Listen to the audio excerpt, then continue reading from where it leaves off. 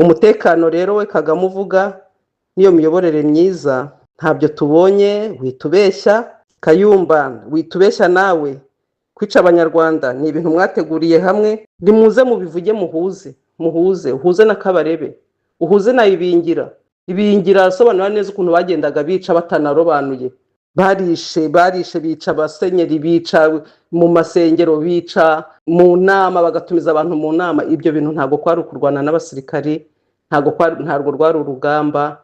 Gahunda yari yo gusenya, yari yo kwica. Kandi urubyiruko ndusabe rushishikarire kumenya neza ibyabaye mu Rwanda, kumva neza izo disikuru zanyu. Tito Rutaremara yaratubwiye ngo 5 bari mu maserera ya MRND. Ejo bundi yongeyeho ko mujya gutangiza urugamba rwa jenoside, mujya gutangiza intambara ya jenoside, wowe Kagame na Tito mwarahamagaranye mubivugaho, mutekereza ku nkiko za gacaca, ubwicanyi butaraba. Rero ibindi abantu b'inkotanyi baza badusobanurira batubwira ngo bari baje kubabohoza, ntabwo ushobora gutegura umugambi wo kwica abantu ngo uvuge ngo wagiye no kubohoza abantu. Baje bagomba kwica, ubundi bakambura abo bari basanze mu gihugu, ibyo bari bafite bikaba ibyabo, biragaragara. Ntimube rero mwarapfuye gusangira ibyo bintu mwasahuraga ngo nimurangiza muze muvuge ngo hari urugamba rwo kubohoza abatutsi mwari mujemo. Nta mututsi mwabohozaga, nta mututsi wari uboshye. Nimurekeraho kuza kutubwira uko mwisha abantu, nimurangiza mutubwire ngo hari intwari zari zibarimo. Nta ntwari zari zibarimo. Wowe Kayumba ujya kuvuga iby'intambara y'abacengezi, uzi neza ibyo mwakozeyo, uzi uburyo mwisha abasirikari bari batashye ku bushake mukabahera ruhande, uzi uburyo mwagiye mwicana hagati yanyu namwe ubwanyu kugira ngo mukunde mwica abaturage bo muri kariya karere. Ntabwo ari ibintu uvuga ngo bifatike, ntabwo bifatika. Kayumba we na Kagame ntabwo mbasha kubatandukanya, ntabwo mbasha gusobanura disikuru zanyu muri iki gihe kimwe, zisobekeranye, zishaka kugaragaza ubutwari ku mpande zombi, kandi mwese mwaraje mufite umugambi umwe. Murekere gukomeza kuyobya abanyarwanda. Kagame mu kwiheba kwinshi urimo kuvuga ko abantu ngo bazabatererana. Bazabuzwa n'iki kubatererana se? Arega kuba tutabona ibintu kimwe, tibivuga ko tutari bamwe, kandi kuba tutanyura mu nzira imwe ntibivuze ko tudahuza icyerekezo. Gusa kuvuga ibitagenga ndetse no gukeburana n'ibyakabaye intandaro yo gutongana. Kubaho no kubana ndetse no kubahana, buryo umuntu n'undi tamutukamara. Tuje tumenya ko nta rugingo wabura, ngo umubiri wawe ube udafite nenge. None twibanire kandi twumvikane ndetse dukeburane. Rukundo ni Kaeri Bonheur TV. Rukundo ni Kaeri Bonheur TV.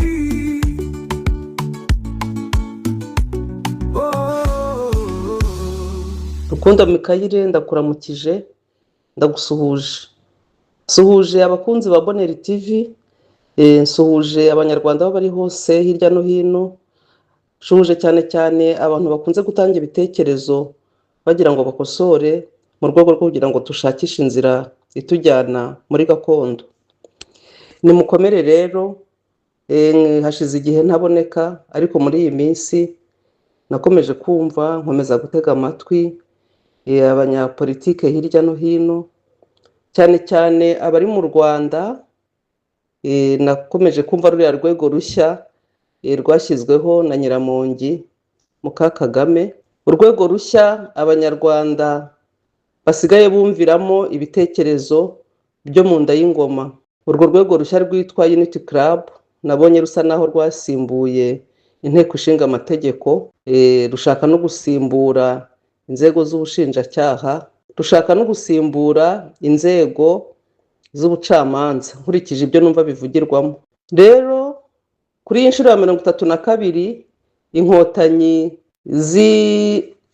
ziboshye u Rwanda, numvise ijambo ryo wari uzikuriye cyangwa unakizikuriye ubu ngubu ubwo babeshyaga ngo baje kubohoza kandi baraje kuboha, birantangaza. Ikintu cyantangaje bwa mbere ni uko batabashije guhura ngo bishimire iyo ntsinzi bagezeho. Inshuro ya 32 mu Rwanda batubwira ko hari amahoro, batubwira ko bageze kuri byinshi, ngira ngo wari umunsi wo kwishima birushijeho icyo iryo bohozwa ryabagejejeho, ariko byarangiye tutabonye ibirori, tutabonye akarasisi k'ingabo zarubohoje. Ngaho rero banyarwanda,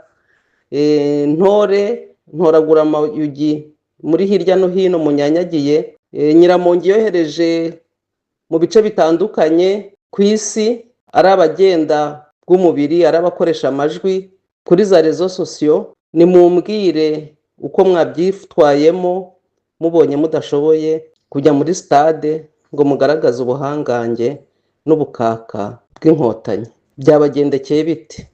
Murumva mwifashe mute? Umutekano ni wose, ingamba z'ubwirinzi mwarambutse mujya hakurya muri Kongo kwicirayo abanyarwanda n'abanyekongo mutabaretse ngo murimo murashaka umutekano.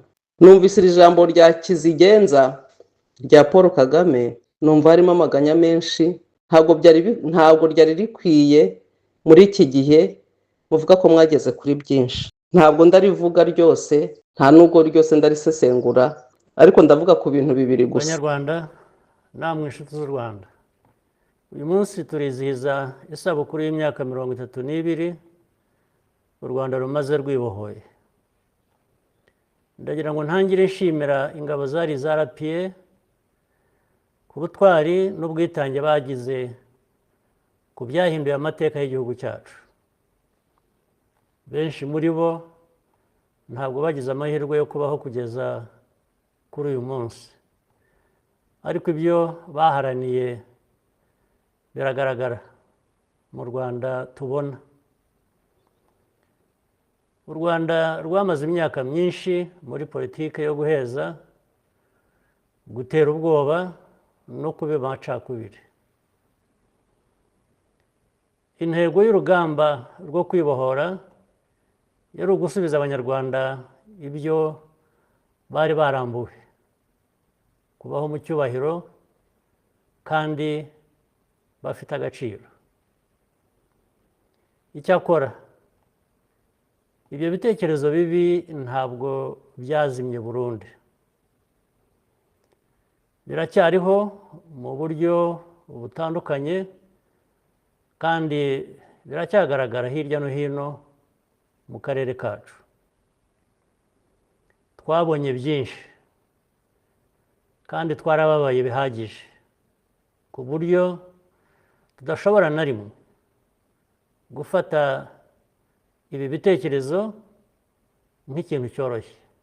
Umutekano n'imiyoborere myiza ni umusingi w'ibyo twagezeho byose.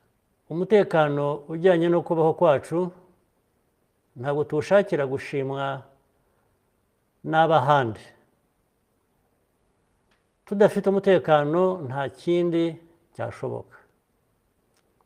Niyo mpamvu dukomeje kuba maso kandi tugahagarara ku byo twemera. Ibyabaye hano muri iki gihugu cyacu ntibizongera, ku mpamvu imwe yumvikana. Ntabwo tuzabyemera.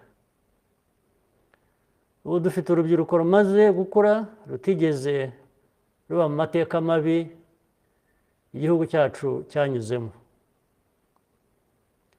Nk'ababanjirije, urubyiruko rw'uyu munsi rugomba kumva neza ko nta wundi ufite inshingano ku Rwanda kurusha abanyarwanda ubwabo. Hari abashobora kudushyigikira, hari n'abo tutemeranya ku bintu bimwe na bimwe, cyangwa se batumva neza icyo dushaka. Gusa icyo tuzi ni uko amaherezo bose bashobora kudutera umugongo igihe babishakiye. Twe nta yandi mahitamo dufite. ni inshingano yacu kureba ko umunyarwanda wese ashobora kubaho mu mahoro no gutera imbere mu gihugu cye. niyo mpamvu kwibohora bitazigera birangira, ahubwo bizakomeza kujyana n'igihe kandi bigaragarire mu mbaraga dushyira mu kuzamura imibereho y'abaturage bacu uko imyaka ishira. Ahazaza dukwiriye hari imbere yacu. Nidukomeza kubaka ubumwe, tukanga amacakubiri ayo ari yo yose, kandi tugashyira imbaraga mu byo twubaka dufatanije, nta kizatunanira. Ibyo twagezeho mu myaka 32 ishize birivugira. Dukomeze inzira nziza ariyo twahisemo. Mbifurije mwese n'imiryango yanyu umunsi mwiza wo kwibohora. Ndagira ngo mbabwire ku kintu Kagame yise gutera ubwoba, nongere mvuge ku kintu yavuze cyitwa ngo kwisubiza ibyabo. Nari nibagiwe ndongera n'akantu kitwa amacakubiri cyangwa se iyo ngengabitekerezo. Banyarwanda, ndagira mbabwire ko muri iyi myaka maze inyigisho z'urwango n'ingengabitekerezo nta handi hantu nari narigeze nzumva uretse muri iyi leta y'inkotanyi.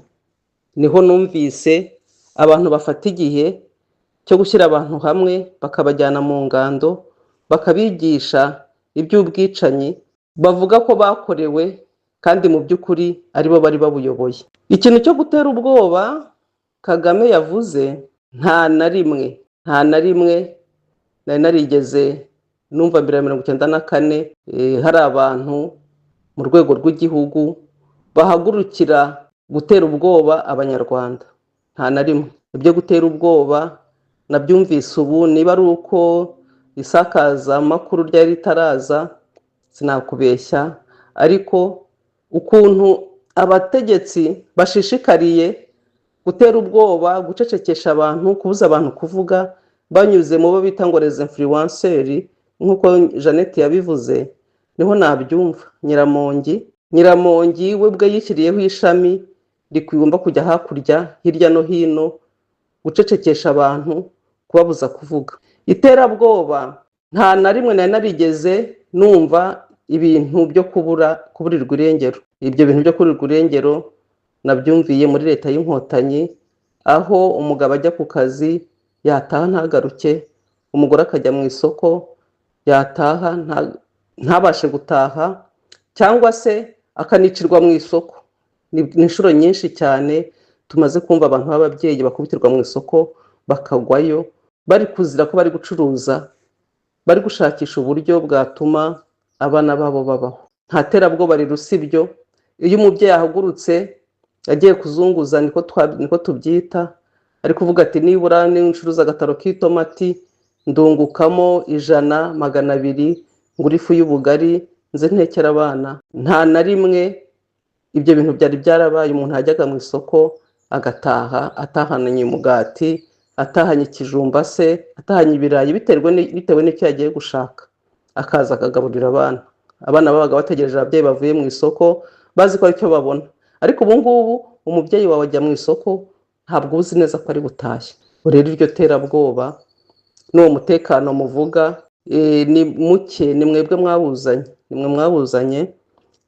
Ikindi ngira ngo mvuge, gusubiza abanyarwanda ibyo bari barambuwe.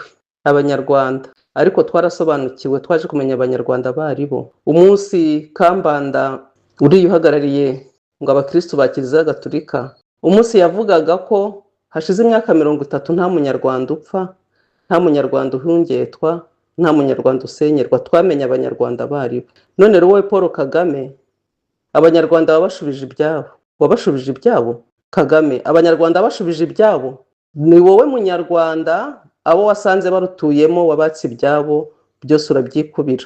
Rero ndagira ngo mbwire abatuye u Rwanda, niba tuzongera gusubira mu kumenya umunyarwanda icyo ari cyo n'uwo ari we, ndagira ngo mbabwire ko ibihe bikomeye, igihe cyo guhaguruka ni iki, kugira ngo tumenye umunyarwanda ninde utari umunyarwanda ninde. Kagame uratinyuka ukavuga ngo abanyarwanda bashubijwe ibyabo, ureba ukuntu abanyarwanda babangaje, ureba ukuntu bucya mu gitondo mugasenyera abantu ngo batuye mu manegeka, mugira ngo muhatuze abanyamahanga, mugira ngo muhubakiye mitamenwa, mwubaka mu kajagari, ubona nta n'icyizere cyo ko iyo mitamenwa izaba iriho mu myaka 300. Wowe Kagame niwe utinyuka kuvuga ngo abanyarwanda bashubijwe ibyabo? Ese Kagame kuki wibona nk'umunyarwanda kurusha abandi? Niwe ndimo kubaza, ndakubaza impamvu wibona nk'umunyarwanda kurusha abandi, aho abanyarwanda batandukanye baciriwe imahanga, ukaba nawe wenyine utinyuka kuvuga ngo bazagwe ishyanga. Kagame wowe wabaye mu buhungiro imyaka 30, wumva ntunezerewe no kubaho utuye, ufata intwaro uraza, niwe utinyuka kuvuga ngo abanyarwanda bazagwe ishyanga, warangiza ukavuga ngo mu Rwanda hari umutekano, ngo abanyarwanda bashubijwe ibyabo. Muri iyi minsi nubwo abanyamakuru batandukanye bagenda bafite impamvu wenda tudasobanukiwe neza, ariko ikigaragara ni uko nta muntu uri mu Rwanda ushobora kuvuga yisanzuye ngo avuge ibintu uko abyumva, avuge ibintu uko abibona. Iyo ni impamvu imwe igaragaza ko mu Rwanda nta mutekano uhari. Mu gihe cyashize hari abantu bajyaga batubwira ko inkotanyi zagabye amashami mu rwego rwo kugira ngo zizabuze abanyarwanda umutekano ku isi yose. Nizere ko abo banyamakuru batari muri iyo gahunda. Nizere ko abavuga ku bibazo by'u Rwanda bose kandi twese tubonesha amaso yacu, nizere ko batari muri gahunda yo kurangaza kugira ngo imyaka ya FPR ikomeze yiyongere. Nizere ko ibyo muvuga, yemwe abanyamakuru batandukanye, yemwe aba influencers mutandukanye, muza muvuga iby'i Kigali, nizere ko ibyo muvuga muba mubikuye ku mutima. Nizere ko mutabivuga mu rwego rwo kugira ngo mukomeze murangaze abanyarwanda, mukomeze mwongerera iminsi yo kubaho iryo shyaka ryaje rije kuturimbura. Icyo kintu bise umuryango ariko ugiheza bamwe. Abashaka amahoro, abashaka gusubira mu Rwanda, ni igihe cyose mutazavugisha ukuri ngo muvuge ibibazo by'abanyarwanda uko biteye, ntacyo bizatugezaho. Ahangaha ndagira ngo mbwire abantu bavuye mu nkotanyi, barimo abo barwanyi bakomeye, cyane cyane mbwire witwa Kayumba Nyamwasa ko yari akwiye kumvikanisha imvugo ihuza na bene wabo, akazadusobanurira ibya killing machine, akazadusobanurira umutego mutindi bateze ukawubashibukanye. Niho abanyarwanda bazabasha kumva neza niba koko twese turi mu mugambi umwe wo kuzahura igihugu cyacu, turi mu mugambi umwe wo kuzana amahoro ku buryo burambye. Naho kuza kutubeshya kuri iyi saha, kuri iyi tariki, kuri uyu munota ngo mwabohoye u Rwanda, mwaje muje kubohora u Rwanda, ibyo ngibyo ntabwo tuzabyemera. Nta Rwanda mwabohoje. Ubwo Kayumba azavugira hanze na Kagame avugire mu Rwanda ngo baje kubohoza. Ibyo tumvikanyeho na Kagame uzabivuge by'ukuri, muzabitubwira iby'ukuri, mureke kujya mutubeshya. Killing machine ni umugambi muremure wa FPR, byaravuzwe bivugwa n'umwe mu nkotanyi, kandi ibyo yavuze byose turabibona uko mugenda mubikora buhoro buhoro. Uko iminsi yicuma biratwereka ko inkotanyi zaje zifite umugambi wo kurimbura abanyarwanda. Umutekano rero we Kagame uvuga niyo miyoborere myiza, ntabyo tubonye. Witubeshya Kayumba, witubeshya nawe. Kwica abanyarwanda ni ibintu mwateguriye hamwe, nimuze mubivuge, uhuze na Kabarebe, uhuze na Ibingira asobanura neza ukuntu bagendaga bica batanarobanuye. Barishe bica abasenyeri, bica mu masengero, bica mu nama, bagatumiza abantu mu nama. Ibyo bintu ntabwo kwari ukurwana n'abasirikari, ntabwo rwari urugamba. Gahunda yari yo gusenya, yari yo kwica. Ariko niba dushaka kubaka u Rwanda rwiza, Kagame urimo kugenda ushaka kubwira urubyiruko rutafite ngo icyo ruzi, icyo mwarwigishije murakizi, ariko ntekereze ko n'urwo rubyiruko ruguteza amatwi, kandi urubyiruko ndusabe rushishikarire kumenya neza ibyabaye mu Rwanda, kumva neza izo disikuru zanyu. Tito Rutaremara yaratubwiye ngo 5 bari mu maserera ya MRND. Ejo bundi yongeyeho ko mujya gutangiza urugamba rwa jenoside, mujya gutangiza intambara ya jenoside, wowe Kagame na Tito mwarahamagaranye mubivugaho, mutekereza ku nkiko za Gacaca, ubwicanyi butaraba. Rero ibindi abantu b'inkotanyi baza badusobanurira batubwira ngo bari baje kubabohoza, no, ntago ushobora gutegura umugambi wo kwica abantu ngo uvuge ngo wagiye no kubohoza abantu. Umuntu wabaye muri FPR ibyayo ukabivumbura, wifatanya umugambi wo kwica abantu no kubohoza abantu. Mu nkotanyi nta ntwari zirimo, inkotanyi baje bagomba kwica, ubundi bakambura abo bari basanze mu gihugu ibyo bari bafite bikaba ibyabo, biragaragara. Ntimube rero mwarapfuye gusangira ibyo bintu mwasahuraga ngo nimurangiza muze muvuge ngo hari urugamba rwo kubohoza abatutsi mwari mujemo. Nta mututsi mwabohozaga, nta mututsi wari uboshye.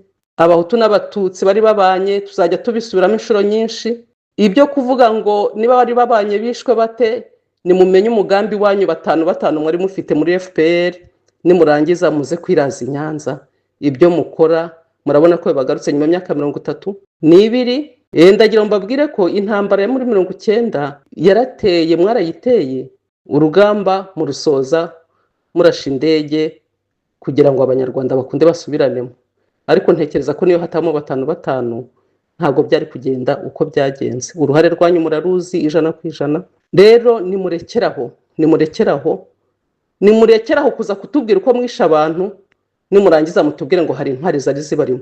Nta ntwari zari zibarimo, nta ntwari zari zibarimo. Wowe Kayumba ujya kuvuga iby'intambara y'abacengezi, uzi neza ibyo mwakozeyo, uzi uburyo mwisha abasirikari bari batashye ku bushake mukabahera ruhande, uzi uburyo mwagiye mwicana hagati yanyu namwe ubwanyu kugira ngo mukunde mwica abaturage muri kariya karere.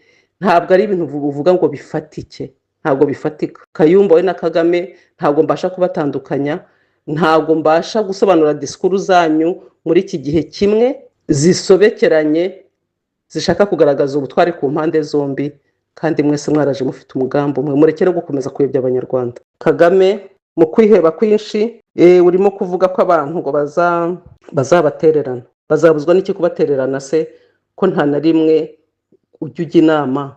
Bazabatererana. Urubyiruko nirwiyumvire ko Kagame afite umugambi wo kurimbura abantu, nirwiyumvire ko Kagame atazasubira inyuma mu byo yateguye, maze rureke gukomeza kugenda rumwiruka inyuma.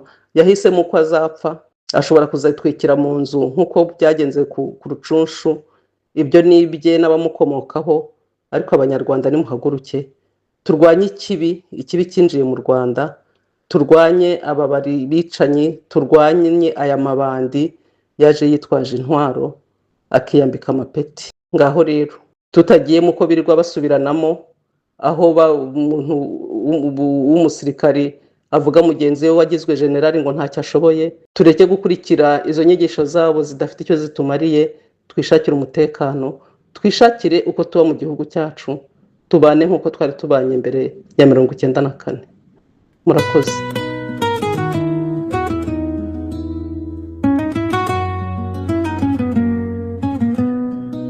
Mungu anaona mateso ya watu wake. Mungu alisikia kilio cha watu pia, Wanyarwanda, Warundi na Wakongo. Mungu aliona machozi yao. Mungu alisikia maombi yao, anakuja kuwaokoa kutoka utumwani mwa Farao. Mungu anakuja mwenyewe. Alimuita Farao kwa muda mrefu.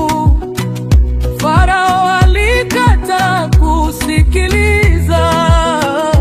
Mungu alituma wajumbe na manabii badala ya kuwadhuru, lakini Farao ulikataa.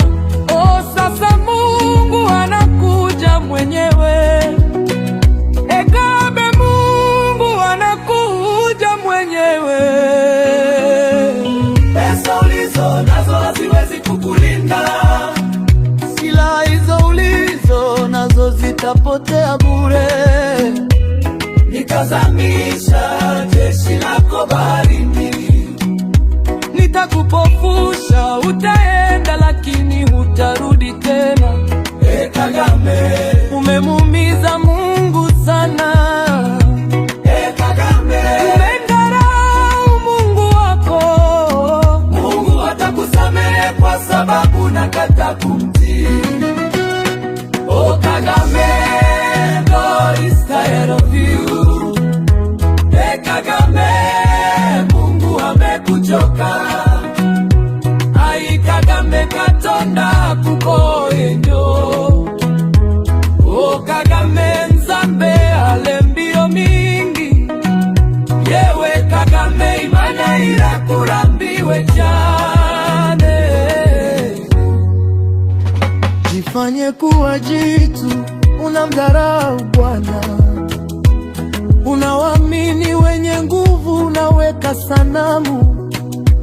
Unafunga mahekalu yangu. Sasa ninakuja kuangamiza ili msikumbukwe. Ninakuja kuangamiza ili msikumbukwe. Pesa ulizo nazo haziwezi kukulinda. Silaha hizo ulizo nazo zitapotea bure. Nitazamisha jeshi lako baharini.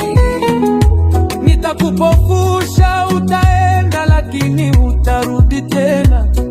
Kagame, umemuumiza Mungu sana. Kagame, umemdharau Mungu wako.